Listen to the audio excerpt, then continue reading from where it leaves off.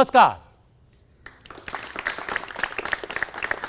आवाज देश की में आपका स्वागत है। मैं हूं प्रतिबिंब शर्मा। आवाज देश की में आज हम बात करेंगे सिविल सर्विस, स्वच्छ और उत्कृष्ट शासन व्यवस्था की, यानी कि कारगर शासन व्यवस्था की। और इस शासन व्यवस्था को किन बिंदुओं के आधार पर हम मापते हैं, एक बार जानने की कोशिश करते हैं।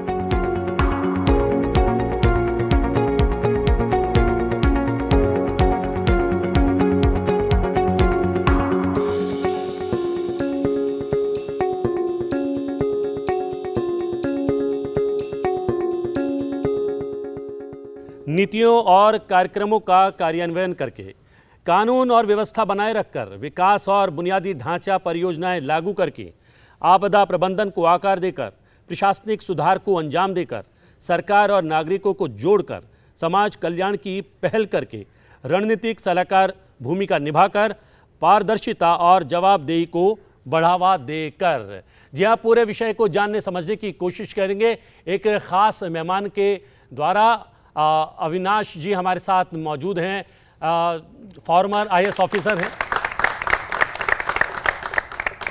और साथ ही साथ आजकल चाणक्य मंडल परिवार के निदेशक हैं और इसके माध्यम से यूपीएससी के छात्रों को तैयार कर रहे हैं आईएएस ऑफिसर बनाने के लिए।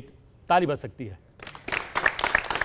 और यहाँ पर कुछ छात्र ऐसे भी हैं जो आईएएस ऑफिसर बनना चाहते हैं, उसकी तैयारी कर रहे हैं और कुछ बनने की सोच रहे हैं और उसके लिए समझ पैदा करना चाहते हैं आवाज देश की कार्यक्रम के माध्यम से, क्योंकि हमारे साथ एक विशेषज्ञ मेहमान जुड़े हुए हैं। आपका बहुत बहुत स्वागत है।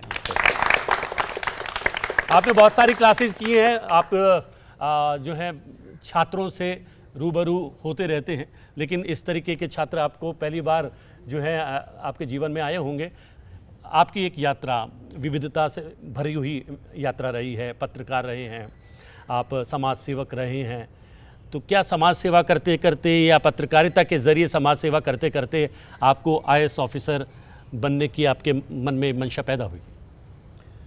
मेरे पिताजी सरकारी नौकरी में थे और घर में बचपन में अक्सर वो कहा करते थे कि अविनाश कलेक्टर बनो। लेकिन जो मैं सौभाग्य भी समझता हूँ कि बढ़ती उम्र में, माने 16वीं उम्र में, मैंने सपना देखा भारत माता की सेवा करने का। वो समय है 1975 से 1986 के बीच में। मैंने एक पूर्णकालीन कार्यकर्ता के रूप में काम किया, पूरे देश भर में प्रवास किया। हमारी देश की जो समस्याएं हैं, विशेषकर राष्ट्रीयत्व से संबंधित, एकता से संबंधित, उनको अच्छी तरह से जांचा, परखा, उस पर लेखन किया। पत्रकारिता की जड़ वो थी। उन अनुभवों ने मुझे प्रशासन की शक्ति का एहसास दिलाया। मुझे लगा कि दिल में प्रेरणा भारत माता का कार्यकर्ता होने की, लेकिन हाथ में अगर अधिकार आईएएस के हों तो मैं सेवा और कर पाऊंगा। इसलिए पढ़ाई की और सौभाग्य था कि क्लियर कर लिया और आईएएस हो गया। ये इस कार्यक्रम का संचालन मैं ज़रूर कर रहा हूँ, लेकिन क्लास कह सकते हैं ये आपकी है। सीधे तौर पर भी आप संवाद कर सकते हैं तमाम स्टूडेंट्स से। कुछ स्टूडेंट्स जो बनना चाहते हैं आईएएस ऑफिसर, या फिर मन में कुछ इस तरीके के विचार हैं? नहीं, फिर एक दो बातें पहले मैं जरूर कहना चाहूँगा। पहले बिल्कुल अंतःकरण से मैं आपके धन्यवाद करता हूँ, और यहाँ उपस्थित होना ये मेरी नज़र में एक पवित्र तीर्थ क्षेत्र है। इसके लिए मैं आभारी हूँ। दूसरा, मैं समझता हूँ जो बच्चे यहाँ बैठे हैं पूरे भारतवर्ष के युवा पीढ़ी के वो प्रतिनिधि हैं, तो उनको और सारी युवा पीढ़ी को मैं दुनिया भर की अनंत शुभकामनाएं देता हूँ, उनको प्रकट करता हूँ। एक जो हमारी प्रार्थना होती है, सर्वेत्र सुखिनः सन्तु, या प्राकृत में उन्हीं शब्दों को कहा जाता है भवतु सब्ब मंगलम। तो इनके प्रति मेरी प्रार्थना है, सर्वेत्र सुखिनः सन्तु और भवतु सब्ब मंगलम। सबसे बड़ी बात है कि जैसा मैंने कहा कि आपको इस तरीके के छात्र शायद पहली बार मिल रहे होंगे, इनको भी आप जैसा प्रोफेसर शायद पहली बार जो है इनका सामना इस तरीके के प्रोफेसर से हो रहा होगा कि सीधे तौर पर शुभकामना दे दी है, अनंत अनंत शुभकामनाएं आपने प्रेषित कर दी है इन बच्चों के भविष्य के लिए। बच्चे अगर कुछ अपनी बातें यहाँ पर रखना चाहेंगे जी। नमस्कार सर, मेरा नाम ओशांक है और मैं खालसा महाविद्यालय का छात्र हूँ। सर मेरे पास एक प्रश्न है कि जो महाविद्यालय और विश्वविद्यालय के कैंपसेस में हमें ऐसा क्या करना चाहिए जो हमें भविष्य में तैयारी में मददगार साबित हो सके। एक मुख्य रूप से मैं कहूँगा कि हर व्यक्ति बुद्धिमान है, दिमाग हर किसी के पास में है, लेकिन अगर हम ये सोच के चलें कि दिमाग सिर्फ एग्ज़ाम से प्रकट होता है और सिर्फ अंकों के आधार पर ही मूल्यांकन करना है, तो मुझे लगता है कि वो एक बहुत बड़ी गलती होगी, युवाओं के साथ अन्याय होगा। तो आपने जो कहा कि महाविद्यालय विश्वविद्यालय को क्या करना चाहिए, मैं कहूँगा कि हर किसी में छुपा हुआ जो प्रतिभाशाली है, और हर किसी की प्रतिभा अलग अलग क्षेत्र में होती है, यह नहीं कि प्रतिभा मात्र किताबी पढ़ाई में है और उस किताबी पढ़ाई की भी यार्डस्टिक अगर कोई है तो एग्ज़ाम है। तो मैं समझता हूँ कि सारे विश्वविद्यालय हों, वहाँ के हर कोई प्राध्यापक वर्ग हो, मैं मानता हूँ कि उनका भी काम है, और मैं कहूँगा उनसे ज़्यादा हर किसी का हमारा अपना काम है। उसको भारतीय विचार में बहुत अच्छे शब्द है कि खुद को पहचानो, नॉलेज ऑफ द सेल्फ, कि जो बुद्धिमत्ता की देन हर किसी को है, लेकिन अलग अलग क्षेत्र में वो चलती है।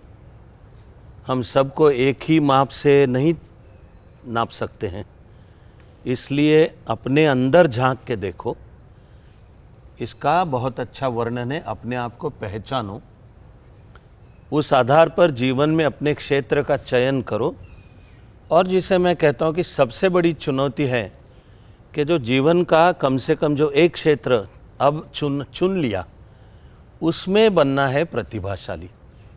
Excellence and creativity in one's own chosen walk of life.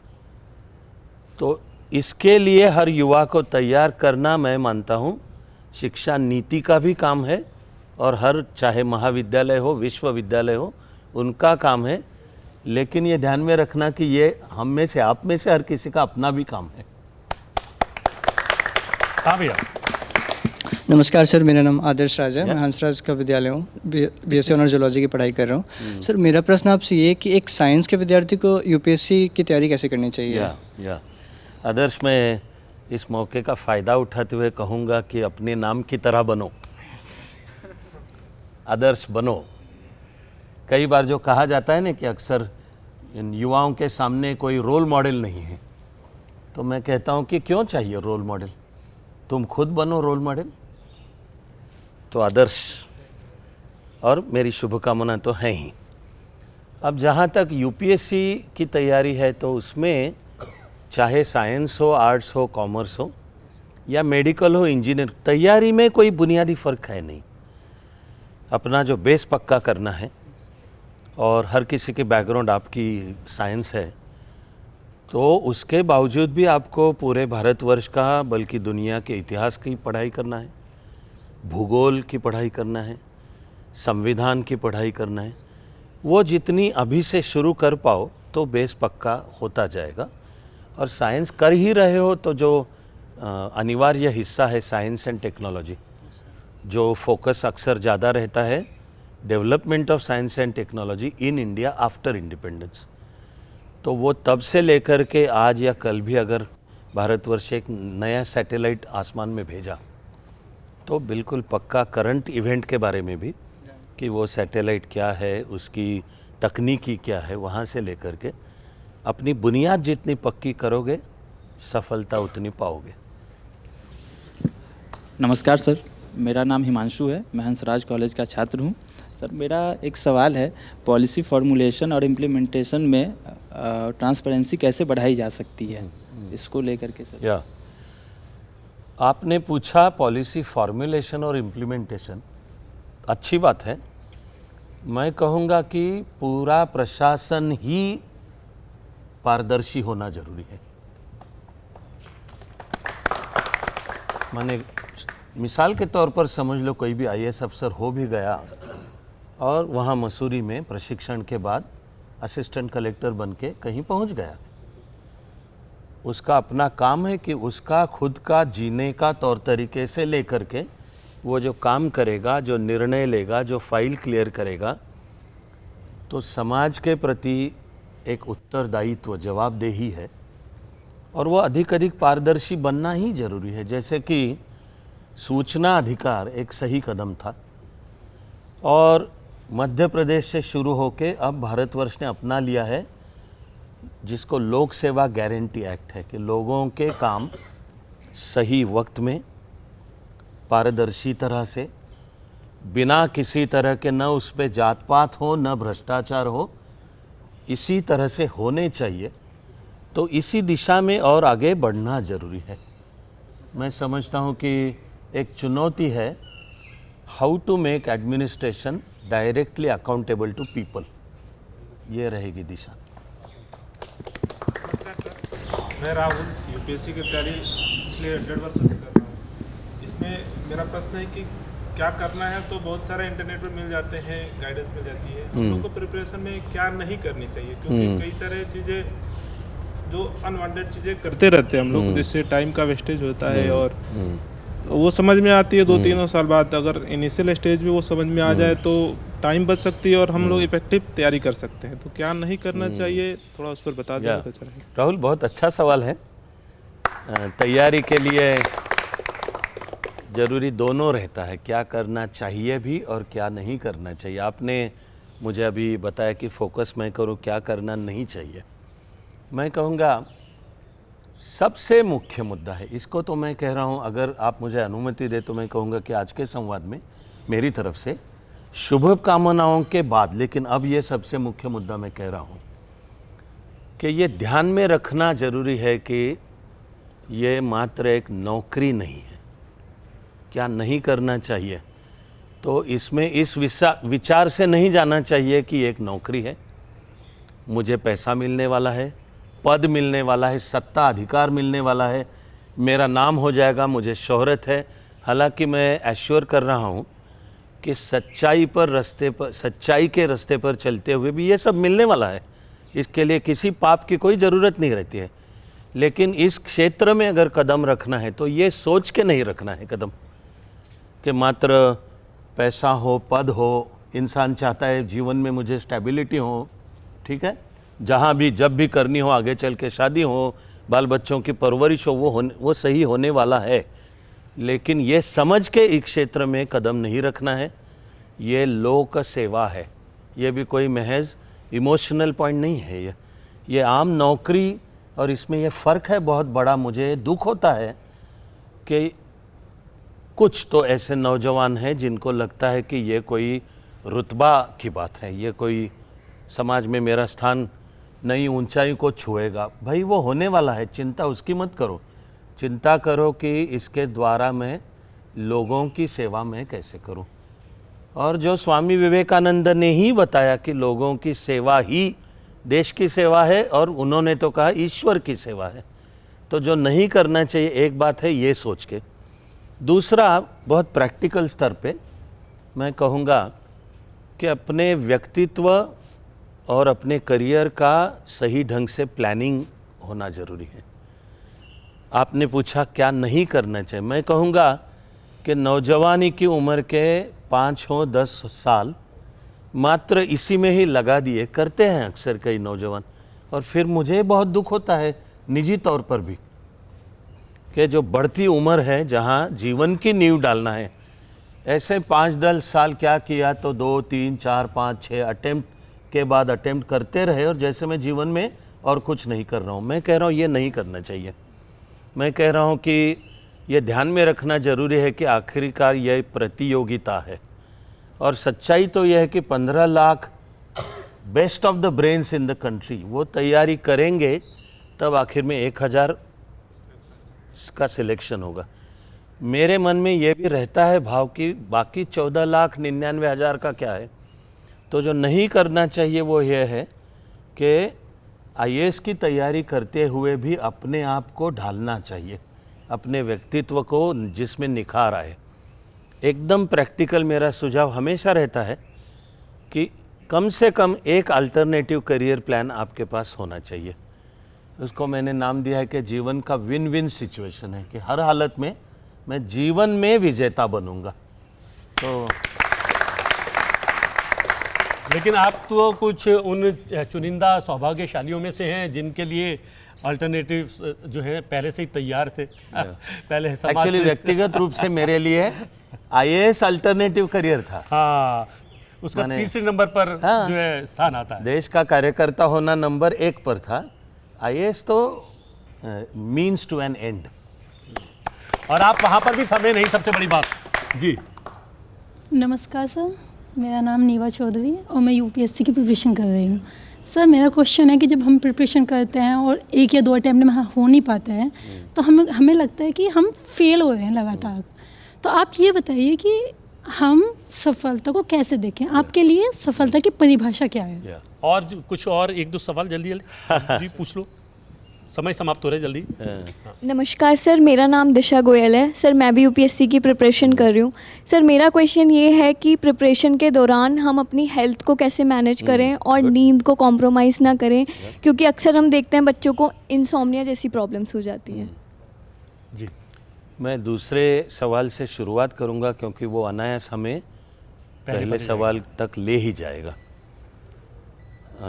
जिस हद तक मैं काम कर पा रहा हूँ इस क्षेत्र में, मैं तो दूसरा किताबी पढ़ाई से पहले बच्चों को बताता हूँ कि अपने जीवन में नियमित रूप से योग करो, अपने जीवन में नियमित रूप से खेल या कसरत, जिम में जाओ, पूरे दिन का जो प्लान करना हो तो उसमें ये ज़रूरी है।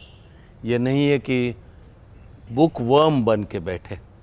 ये इंसोम्निया की जो बात है वो हम सोचते रहते हैं कि कल क्या होगा, परसों क्या होगा। हाँ, उसमें ज़रूरी है कि फॉरगेट दैट और वर्तमान में जियो, फोकस ऑन द प्रेजेंट।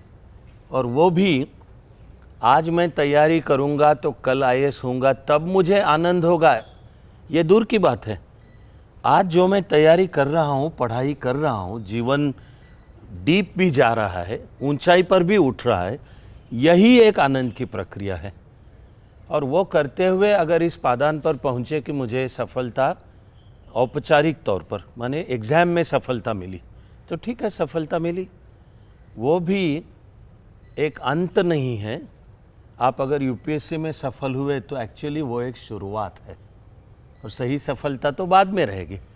इसलिए मात्र एग्ज़ाम क्लियर करने को मैं सफलता नहीं कहता हूँ। अगर एग्ज़ाम क्लियर कर लिया तो अक्सर मैं ये कहता हूँ कि आप क्वालिफाई हो गए लोक सेवा के लिए, देश सेवा के लिए। तो नेहा, आपने पूछा कि जीवन के सफलता की व्याख्या क्या है। मेरी तो व्याख्या है, आनंद एक शब्द में आती है।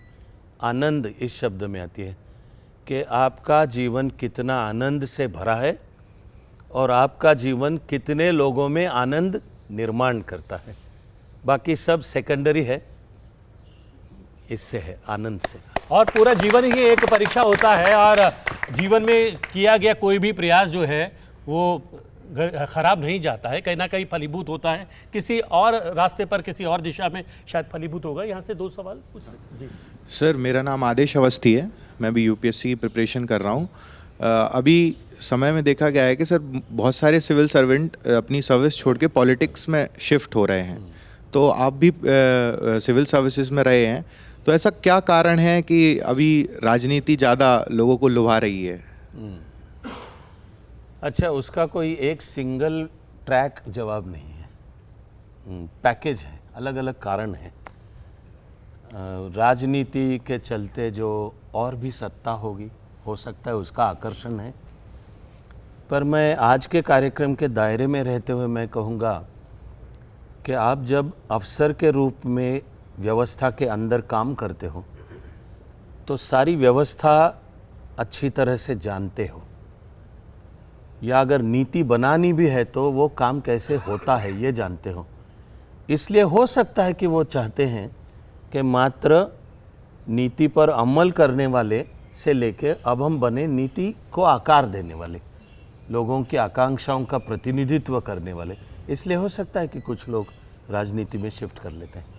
लेकिन एक लोगों में इस बात का विचार है कि शासन में कोई आए जाए, असली शासन की बागडोर तो IAS ऑफिसर्स के हाथ में होती है, तो फिर क्या एक लोभ रहता है पॉलिटिक्स में जाने का एक IAS ऑफिसर को, एक्चुअली एक प्रशासनिक अधिकारी को? असली शासन की डोर IAS अफसर के हाथ में होती है, ऐसा सोचने में IAS अफसर को बड़ा मजा आता है।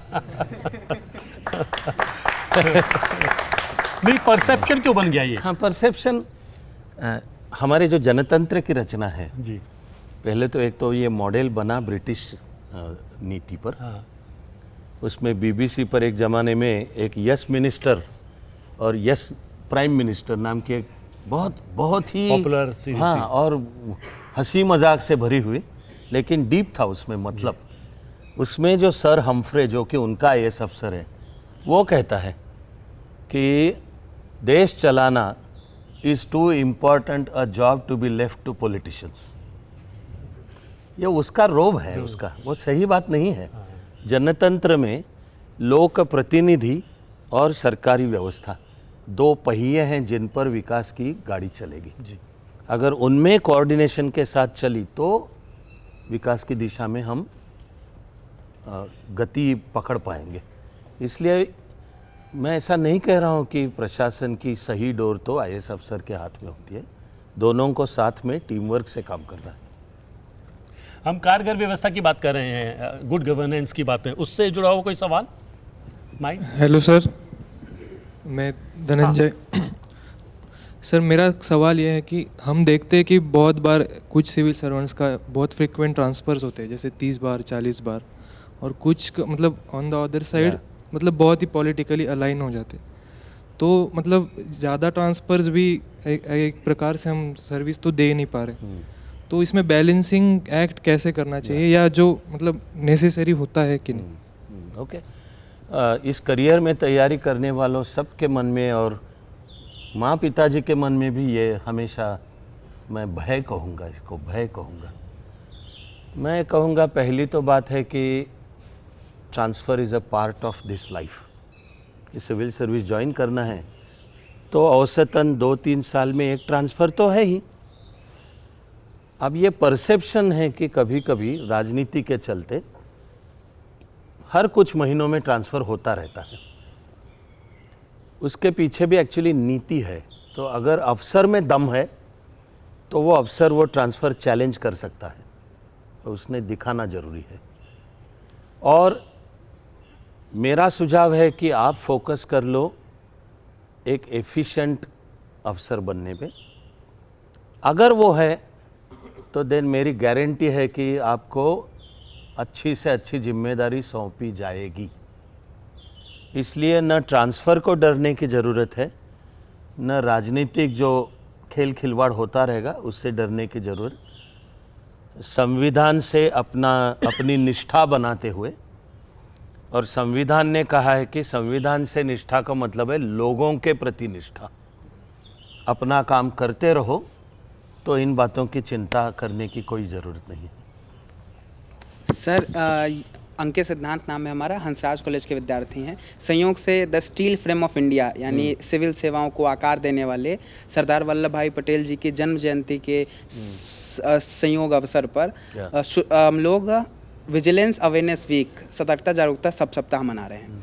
गुड गवर्नेंस में एक सामान्य नागरिक के रूप में इस सप्ताह के मनाए जाने की और इस संकल्पना की कैसे सार्थकता एक आम नागरिक सुनिश्चित कर सकता है अपने जीवन में, या विद्यार्थी जीवन में हम कैसे कर सकते हैं, या संयोगवश आप जब अपने विद्यार्थी जीवन में जब आप भारत माता की स्वयं सेवक के रूप में अपने आप को समर्पित कर चुके थे, उस संकल्पना से बताइए कि हम इसको कैसे चरितार्थ करें।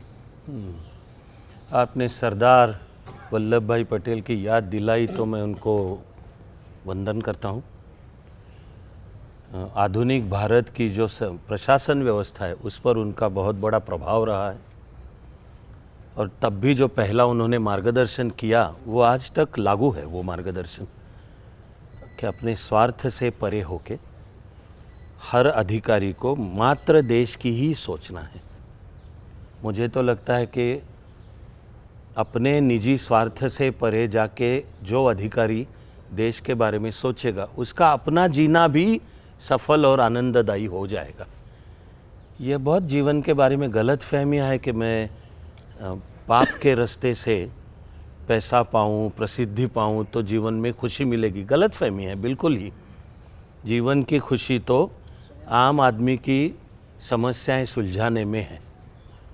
मुझे लगता है कि अधिकारी के पद पर बैठकर अगर मैंने किसी आम आदमी को न्याय दिया तो उसकी आंखों में जो आनंद के आंसू आएंगे उनको तो सोने से भी तोला नहीं जा सकता है।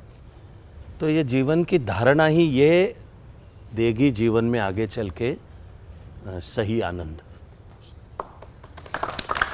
Good afternoon, sir. My name is Neeti. Sir, I want to ask you, what are those such qualities, one or two qualities, which keep you going, supported you, motivated you throughout your journey of serving and as well as preparation? Namaskaram, sir. I am Abhijit.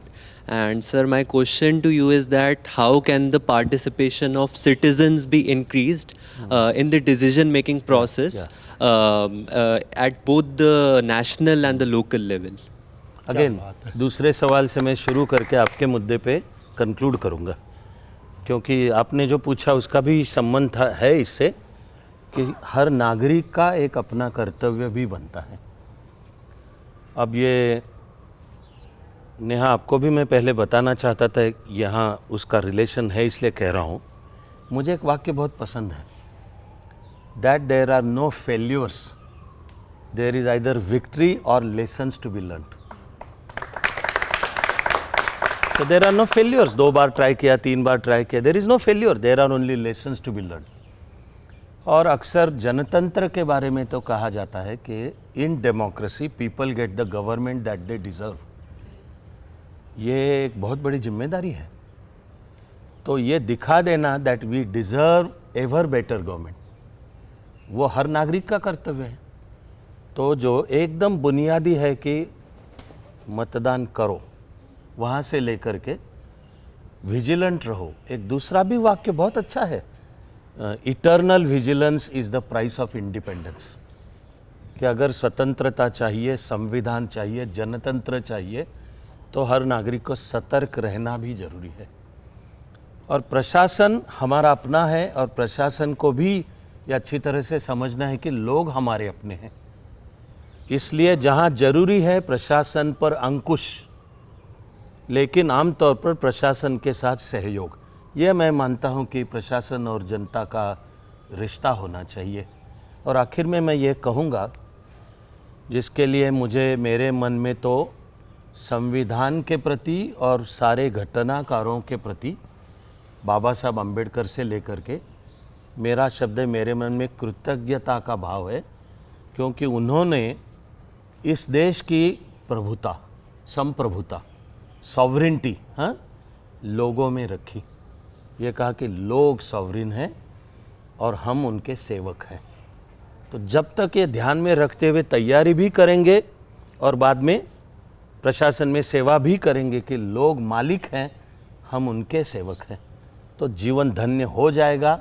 उसके लिए हमेशा के लिए आप सबको सारी शुभकामनाएं। और सबसे बड़ी बात यह है कि हमें अपने अधिकारों का प्रयोग करना चाहिए, लेकिन हमें अपने कर्तव्यों का भी निर्वहन करना होगा। उसके लिए आप सिविल सर्वेंट बनना चाहते हैं, कुछ औद्योगिक क्षेत्र में जाना चाहते हैं, आईटी सेक्टर में जाना चाहते हैं, किसी भी क्षेत्र में जाना चाहते हैं, तो अधिकारों का प्रयोग करने के साथ साथ हम अगर कर्तव्यों का निर्वहन भी करेंगे तो हम समाज से जुड़ पाएंगे और समाज सेवा भी अपने काम करते करते कर पाएंगे। बहुत बहुत धन्यवाद अविनाश जी, आपका समय निकाला और जनता जनार्दन की आवाज़ बनकर यहाँ ये स्टूडेंट यहाँ पर कार्यक्रम में सम्मिलित हुए। आवाज़ देश की में आज के लिए इतना ही। आवाज़ देश की में आपसे फिर भेंट होगी एक नए विषय के साथ। फिलहाल मुझे आज्ञा दीजिए, लेकिन देखते रहिए संस्कृत टीवी। नमस्कार।